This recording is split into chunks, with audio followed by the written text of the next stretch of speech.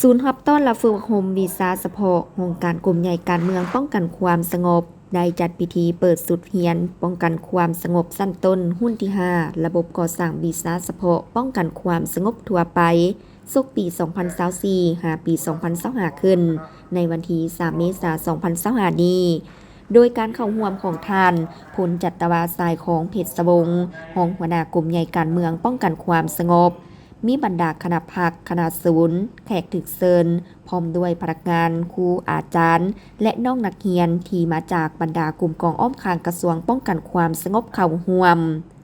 พันโทสมภาวันหลวงลาดหัวหน้าศูนย์หับต้อนและฝึกอบรมวีซ่าเฉพาะห้องการกลุ่มใหญ่ป้องกันความสงบกล่าวว่าการเรียนการสอนสุดนี้แม่นปฏิบัติตามโครงการหลักสูตรก่อสร้างวีซ่าเฉพาะป้องกันความสงบทั่วไปฉบับปรับปรุงปี 2017 ซึ่งจะได้ดำเนินไปเป็นเวลา 12 เดือน ด้วยความตั้งหน้าและรับประกันให้แก่การเรียนการสอนมีประสิทธิภาพและประสิทธิผลแนะใส่สั่งให้นักเรียนมีความรู้ความสามารถมีระเบียบวินัยเข้มงวดมีจรรยาบรรณคุณสมบัติศีลธรรมปฏิวัติหับไส้ชาติหับไส้ประชาชนด้วยความบริสุทธิ์ใจ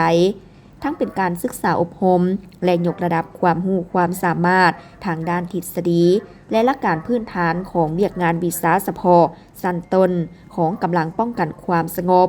เป็นการสร้างทัศนะมีความเป็นระเบียบมีวินัยของกำลังป้องกันความสงบอย่างเข้มงวดสุดฝึกอบรมครั้งนี้มีนักเรียนทั้งหมด300สหายหญิง127สหายได้แบ่งการจัดตั้งออกเป็น3กองห้อยในนั้นได้กำหนดเวลาการเรียนการสอน1ปีหรือ12เดือนมี365วันเท่ากับ 2,555 ชั่วโมงเวลาเรียนตัวจริงมี254วันเท่ากับ 1,778 ชั่วโมงประกอบมี3หมวดวีซ่าเรียนคือหมวดวีซ่าความรู้ทั่วไปมี4วีซ่ามี13วันมี91ชั่วโมงหมวดวีซ่าพื้นฐานวีซ่าเฉพาะมี11วีซ่ามี65วันมี455ชั่วโมงหมวดวีซ่าเฉพาะมี8วีซ่ามี176วันมี 1,232 ชั่วโมง